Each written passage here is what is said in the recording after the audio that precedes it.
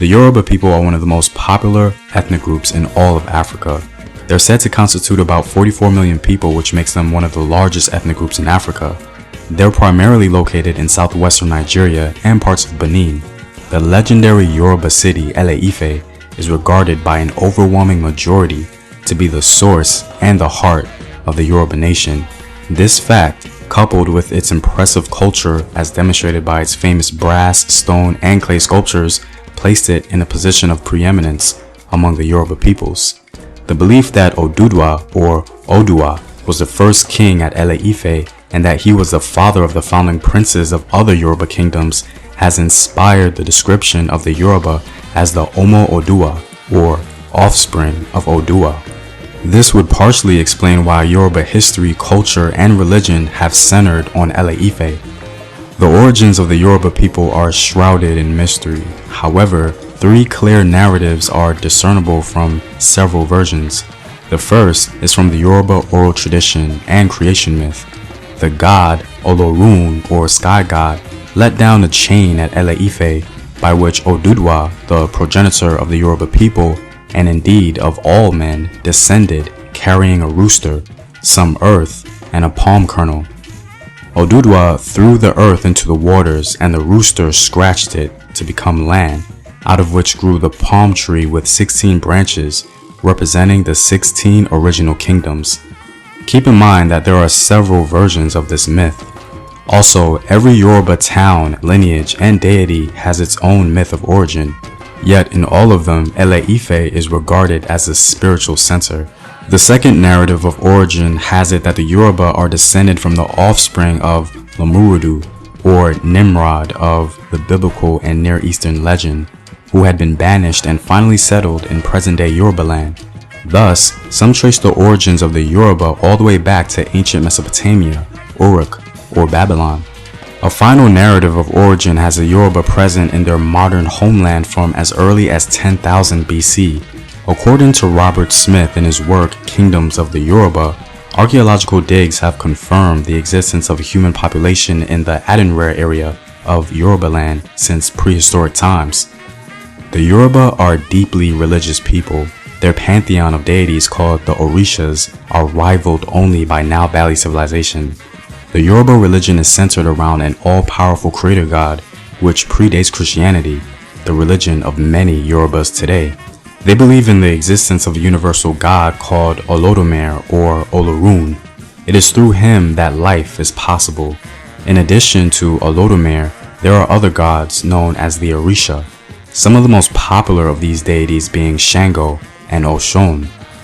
Shango is the god of thunder and lightning and the greatest Yoruba warrior. His weapon of choice is the double axe. Oshun, one of the wives of Shango, was the deity of the river, pleasure, sexuality, fertility, beauty, and love. Oshun is of great popularity and significance among Afro-descendant women across the world. Even Beyonce portrayed Oshun in her music video, Hold Up. In that video, she wears a flowing yellow dress, emerging behind 2 large golden doors amid a wave of fresh flowing water. Today, half of the Yoruba population practices their traditional religion, while the others practice either Christianity or Islam. One of the historical figures in Yoruba history was a female heroine called Moremi.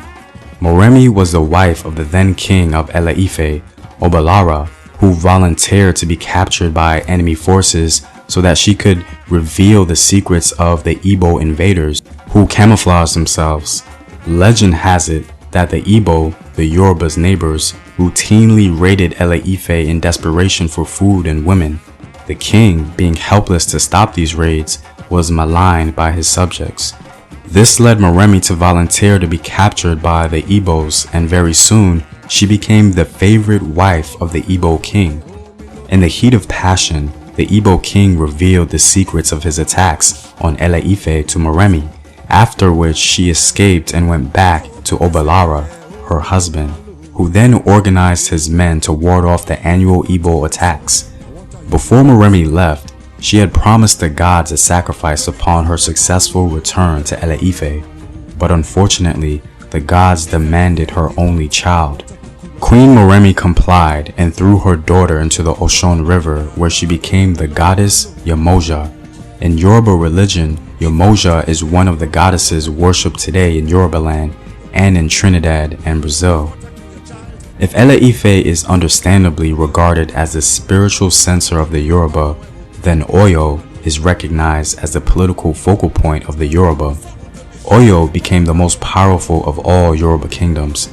Frequent attacks from the Nupe and the Bariba compelled Oyo to reorganize its army into cavalry and infantry.